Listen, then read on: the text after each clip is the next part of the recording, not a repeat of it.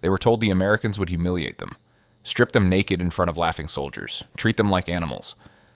But when 47 Italian women stepped into the processing barracks at Camp Atterbury, Indiana, in September 1943, something impossible happened. The guards turned around. They faced the wall. They looked away. They gave the women privacy to undress and shower, alone, unseen, untouched. Maria, a young nurse from Naples, stood frozen with her dress half unbuttoned. She whispered to the woman beside her, "They don't watch us change?" No one answered. No one could explain it. The enemy they had been taught to fear had just shown them something they never expected: respect. What followed in the coming months would shake everything they believed about Americans, about war, and about themselves. If stories like this move you, make sure to like this video and subscribe to the channel. Now let's go back to that autumn day in 1943. The summer of 1943 had been a disaster for Italy. The Allies had landed in Sicily in July. Mussolini had fallen from power. The new Italian government had signed an armistice with the Allies in September, but the chaos was just beginning. German forces flooded into Italy, treating their former allies as traitors. Italian soldiers were rounded up by the thousands, and caught in the middle were the women who had served the fascist regime: nurses, clerks, telephone operators, radio technicians. Maria Benedetti was 23 years old. She had joined the Italian Army Nursing Corps 2 years earlier, believing the propaganda about glory and empire. She had treated wounded soldiers in field hospitals across North Africa, watching young men die from bullets, bombs, and disease. When the British and Americans captured her unit near Tunis, she expected the worst. The journey to America took 3 weeks.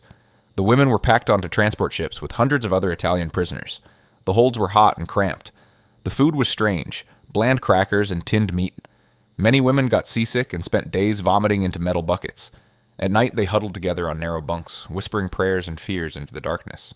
When the ship finally docked at an American port, the women were marched onto trains with blacked-out windows. They traveled for 2 days, unable to see where they were going. Some thought they were being taken to execution camps. Others imagined forced labor in mines or factories. The fascist newspapers had printed terrible stories about American cruelty. The women had no reason to doubt them. The train stopped in the middle of Indiana farmland. The doors opened and bright September sunlight flooded in. The women squinted, shielding their eyes. Outside, green fields stretched to the horizon. The air smelled of cut grass and distant wood smoke. Birds sang in nearby trees. It looked nothing like a prison. American soldiers stood waiting on the platform. They held clipboards, not rifles. Their faces showed no hatred, no anger, just the tired patience of men doing paperwork. One soldier offered his hand to help an older woman step down from the train. She flinched away from him, expecting a trick. He simply shrugged and moved to the next person. Maria stepped onto American soil with her heart pounding. Her uniform was stained and torn.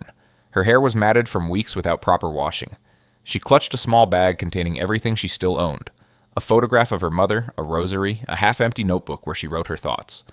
The camp spread out before them: rows of wooden barracks painted white, gravel paths raked clean, a water tower rising against the blue sky. It looked like a small village, not a prison. Wire fences surrounded the area, but they seemed almost like an afterthought. Guard towers stood at the corners, but the guards inside looked bored, not threatening. "Where are the cells?" one woman asked. "Where did they keep the prisoners?" No one had an answer. Nothing here matched what they had been told to expect. The women were led to a long building marked Processing Center in English and Italian. Inside, American officers sat behind desks, asking questions through interpreters. Name, age, hometown, military unit. The questions were simple and polite. No one shouted, no one threatened. The officers wrote down the answers in neat columns and moved to the next woman. Maria answered the questions in a daze. Her English was poor, but she understood enough to follow the process. A young American officer with kind eyes handed her a numbered tag. "Keep this with you," he said slowly. "It's your identification." She nodded, clutching the tag like a lifeline. Then came the announcement that made every woman freeze. Through the interpreter, they were told it was time for delousing and medical examination. They would need to undress, shower, and receive new clothing. The fear in the room was immediate and visible. Women grabbed each other's hands. Some began to cry quietly. Others stood rigid, their faces pale as marble. Every woman knew what this could mean. They had heard stories, terrible stories, about what enemy soldiers did to captured women. This was the moment they had dreaded since their capture. The group was led down a hallway to a large tiled room. Showerheads lined the walls, benches stood in the center, and at the door, 2 American guards took their positions. Maria's hands trembled as she began to unbutton her uniform jacket. Around her, other women did the same, their movements slow and reluctant. She watched the guards, waiting for them to turn and stare, waiting for the humiliation to begin. Instead, both guards turned to face the wall. Maria stopped. She blinked. She looked at the other women who had also frozen in confusion. The guards stood with their backs to the room, their eyes fixed on the blank wall in front of them. They did not peek. They did not turn. They simply waited, giving the women complete privacy. "They don't watch us change?" Maria whispered to Lucia, the woman beside her. Lucia had no answer. She just shook her head slowly, her eyes wide with disbelief. A female American nurse entered the room. She was middle-aged, with gray hair pinned under a white cap. She smiled gently and spoke in broken Italian. "Please, no afraid. We help you. You are safe." Safe.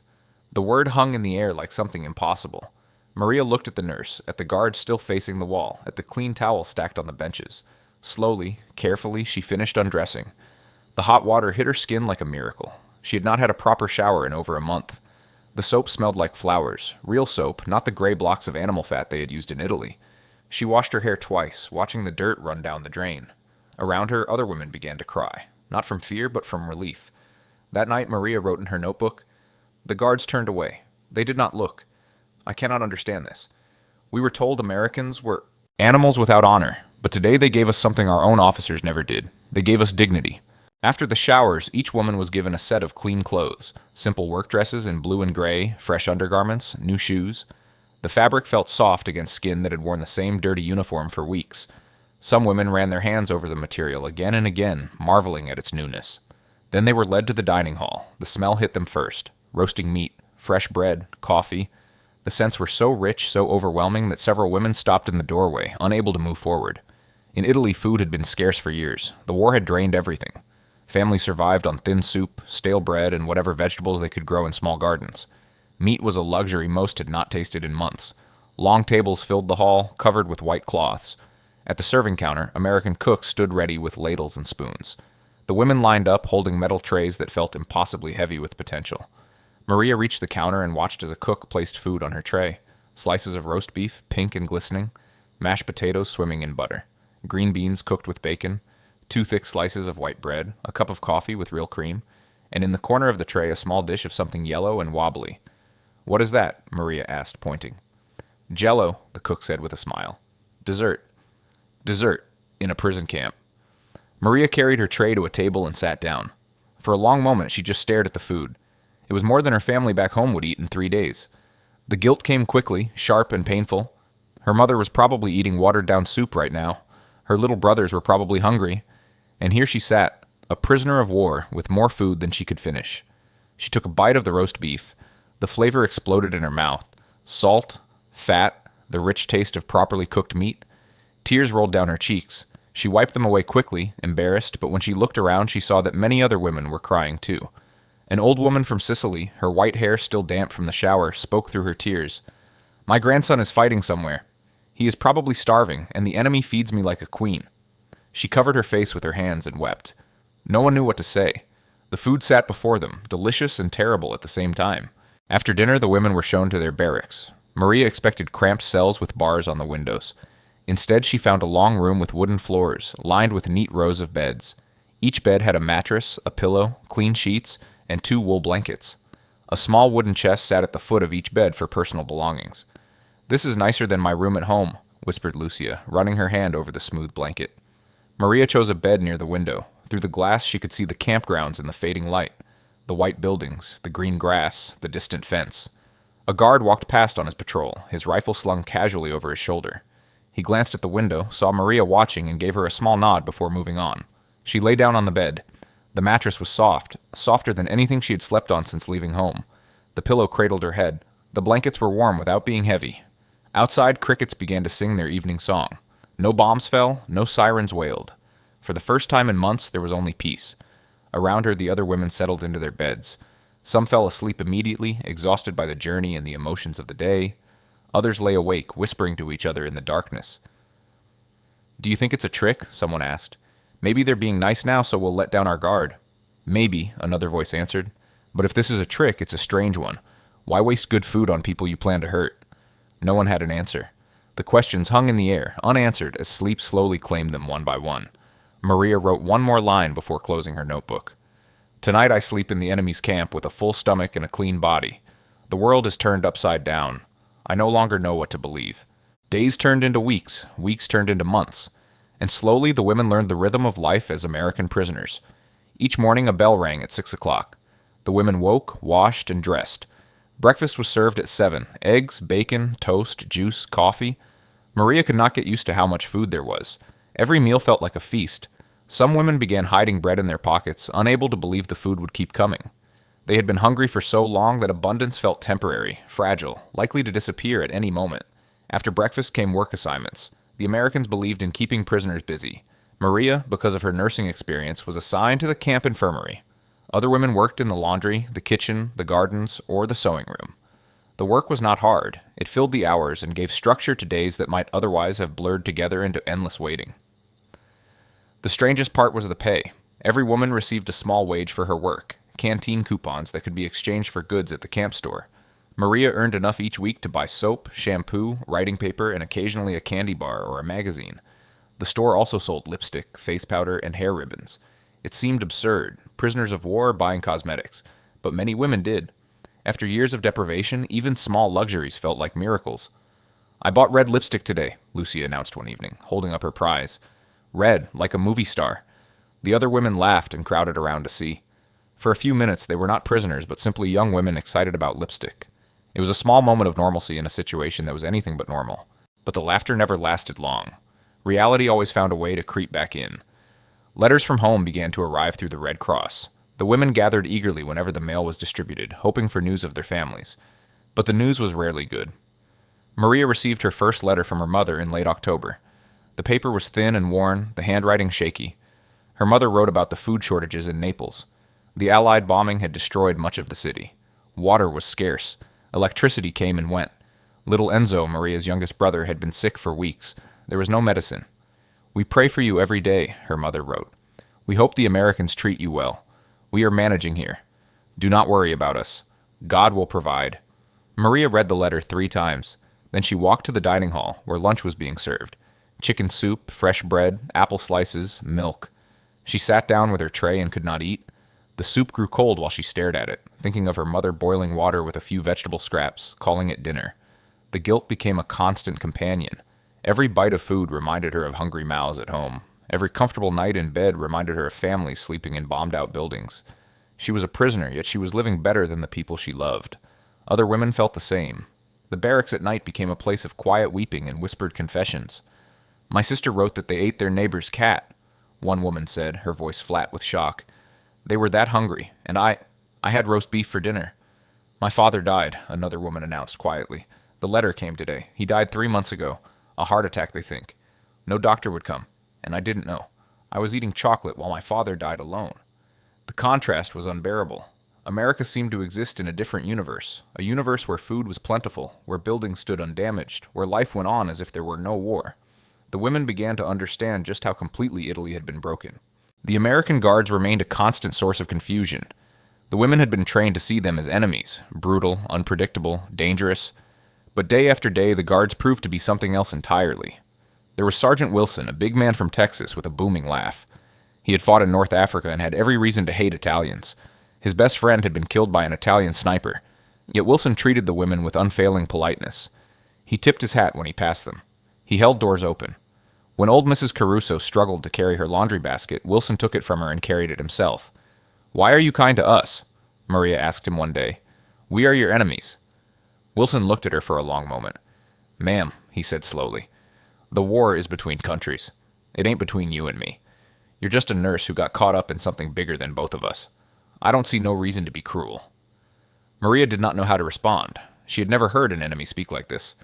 There was also Private Jenkins, a young man barely 18, who blushed every time he had to speak to the women. He came from a small town in Ohio and had never traveled more than 50 miles from home before the war. The Italian women fascinated and terrified him in equal measure. One evening, Maria found Jenkins standing outside the infirmary looking embarrassed. "Can I help you?" she asked. He shuffled his feet. "I was wondering, my mother's birthday is next week. I wanted to send her something nice, and I heard you ladies do sewing and embroidery. I was wondering if it wouldn't be too much trouble, could someone make her a handkerchief with her initials?" He held out some money, his own pay. Maria looked at the bills, then at his hopeful, nervous face. "Keep your money," she said. "Tell me her initials. I will make it myself." Jenkins' face lit up. "Really? You do that?" "Thank you, ma'am. Thank you so much." Maria spent 3 evenings embroidering a delicate handkerchief with the initials EJ, surrounded by tiny flowers. When she gave it to Jenkins, he looked at it with wonder. "It's beautiful," he said. "She's going to love it. I don't know how to thank you." "Thank me by writing to your mother," Maria said. "Tell her you are safe. That is all any mother wants to know." The exchange stayed with Maria for days. She had just done a kindness for her enemy, and he had asked for her help not as a prisoner, but as a person.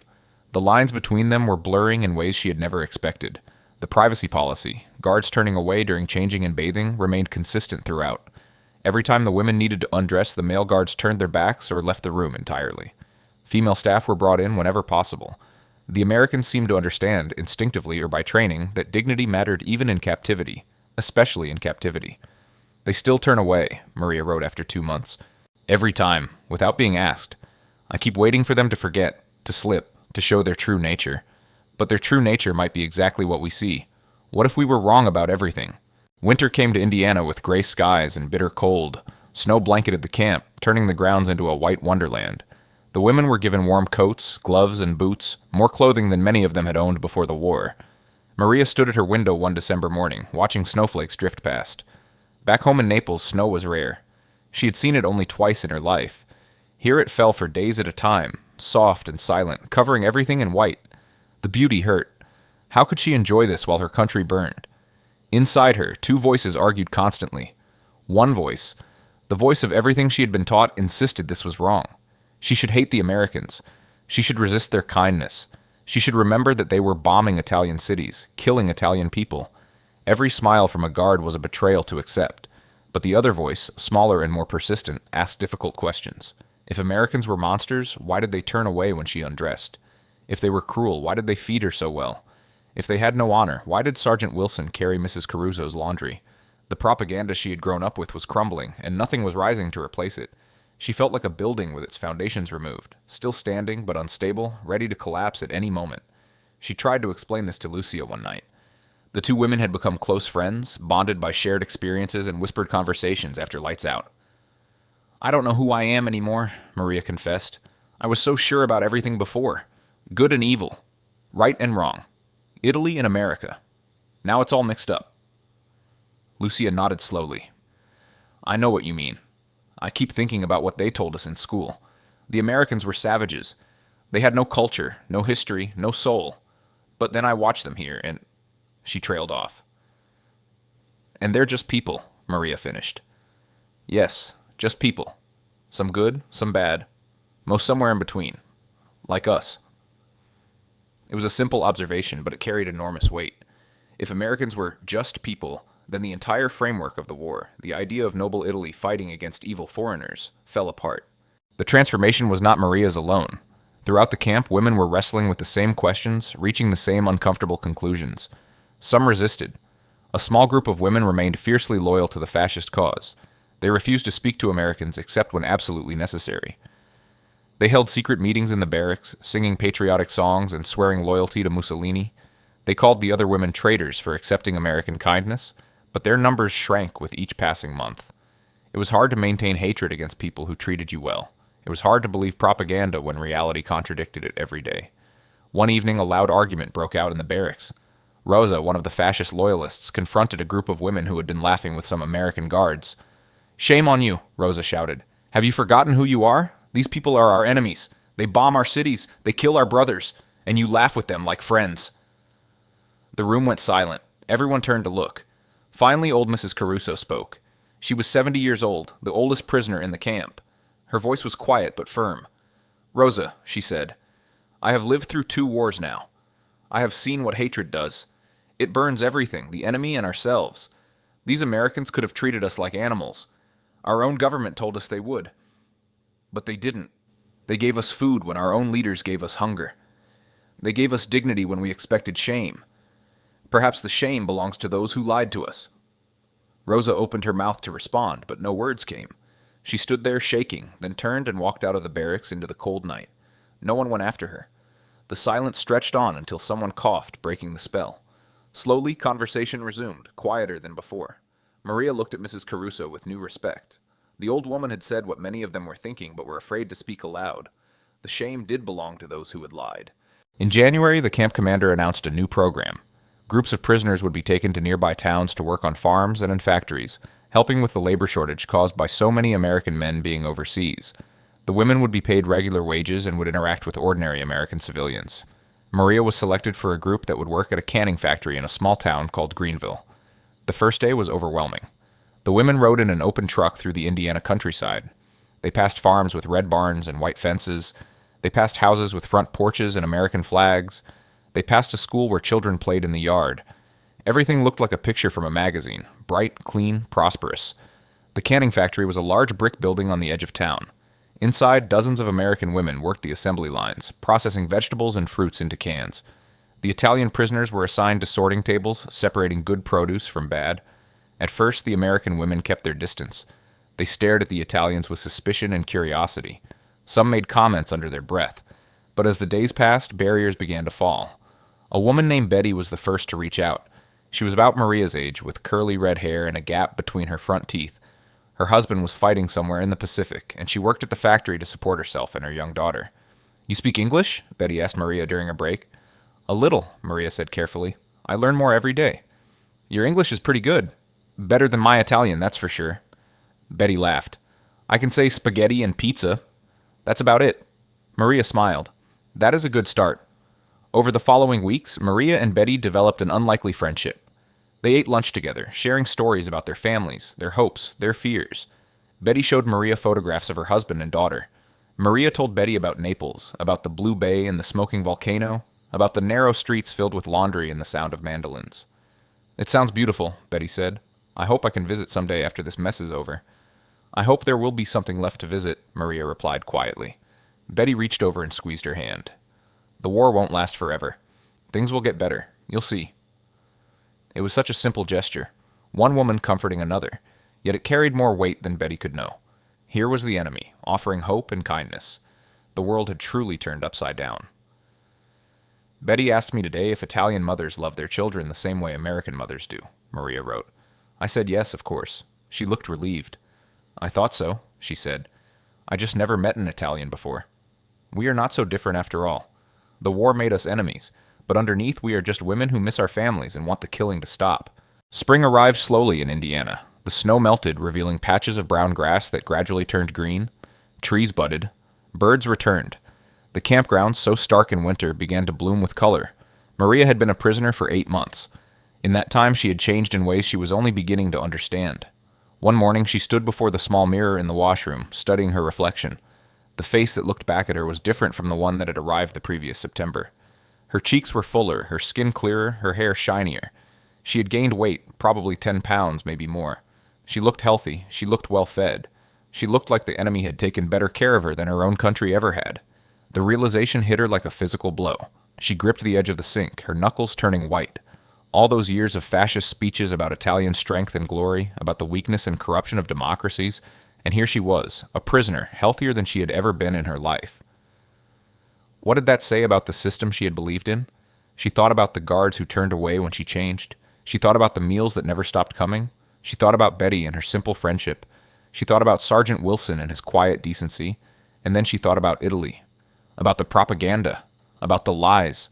About the young men sent to die in Africa and Russia for the dreams of powerful old men. About her brothers going hungry while officials grew fat. About the whole rotten system that had demanded her loyalty and given her nothing but suffering in return. Something broke inside her, or perhaps something finally healed. She began to cry, not the quiet tears she had shed so many times before, but deep, racking sobs that shook her whole body. She cried for the lost years. She cried for the lies she had believed. She cried for the hatred she had carried. She cried for everyone who had died for nothing. Lucia found her there, slumped against the wall.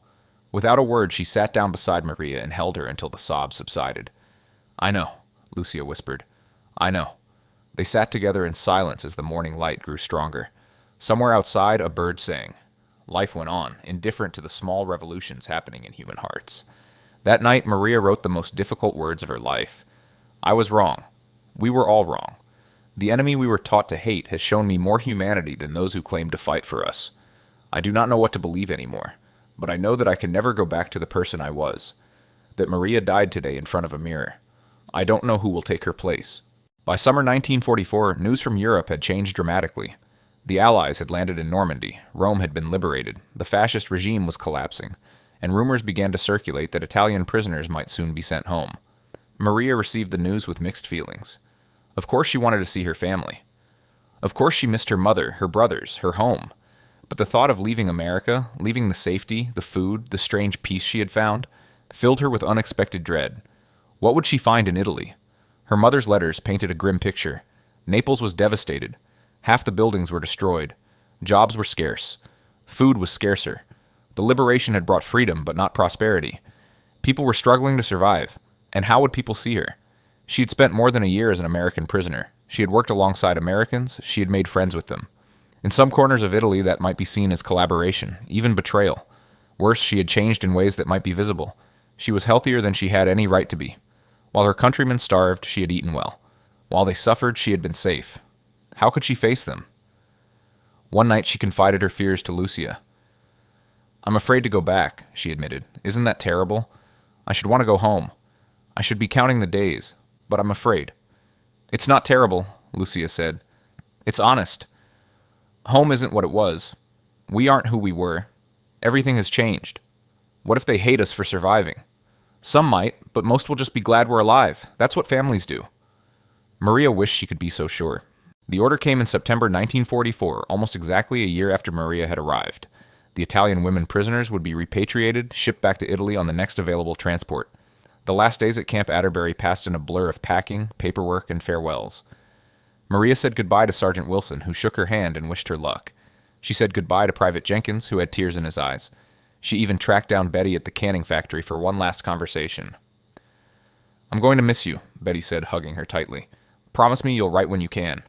I want to know you're okay." "I promise," Maria said. "And after the war, you must come visit Naples. I will show you everything." It's a date. They both knew it might never happen, but the promise meant something anyway.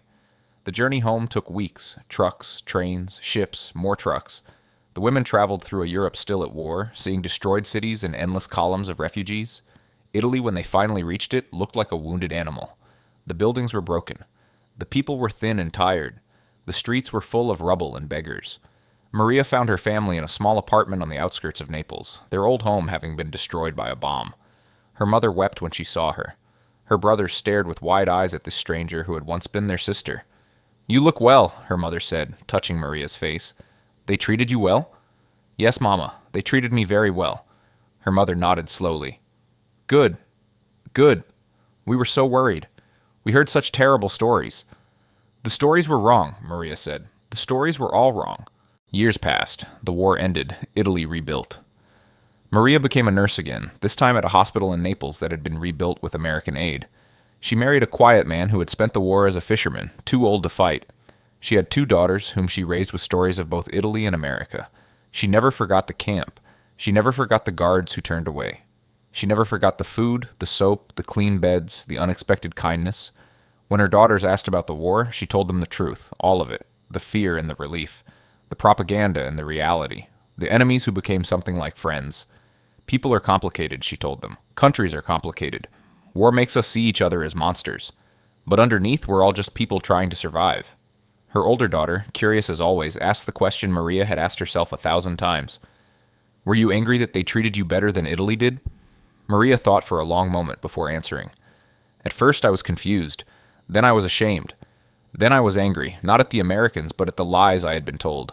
Finally I was grateful. Not just for the food and the safety. I was grateful for the truth. The Americans showed me what human beings can be when they choose to be decent. That lesson stayed with me longer than anything else." She looked at her daughters with eyes that had seen too much and understood more than she could ever fully explain. "The guards turned away when we changed," she said softly. "Such a small thing. But it meant everything. It meant we were still human beings to them, and that gave us permission to see them as human beings too. That's how peace begins, children, not with treaties and speeches, with small acts of respect, one person at a time." And so a simple act of decency became something more. The guards who turned away were not trying to change history. They were just following their training, their orders, their basic human instincts. But in doing so, they shattered decades of propaganda and planted seeds of understanding that would grow for generations. For those Italian women, the memory of American captivity was not one of suffering, but of unexpected grace. The hot showers that washed away months of grime, the meals that filled stomachs accustomed to hunger, the clean beds, the paid work, the small kindnesses from guards who had every reason to be cruel, but most of all, they remembered the moment when they expected humiliation and received privacy instead. When they braced for eyes upon their bodies and found only turnbacks and averted gazes. They don't watch us change? No, they didn't. And in that small refusal to dehumanize, they proved that the worst stories were lies, that enemies could be decent, that war did not have to destroy every shred of human dignity. As Maria told her granddaughter many years later, cruelty would have been easier to understand. Cruelty fits the shape of war. But respect from an enemy, that changes you forever. Because if they can be good, then the war itself becomes a question. And questions are the beginning of peace. And that is the story worth remembering. These women carried that memory through the rest of their lives, proof that even in humanity's darkest moments, light can be found in the most unexpected places. If this story moved you, please take a moment to like this video and subscribe to our channel. We bring you more true stories from World War II, stories of courage, survival, and the complicated humanity that exists even between enemies. These stories, buried in history, still have so much to teach us today. Thank you for watching. Until next time.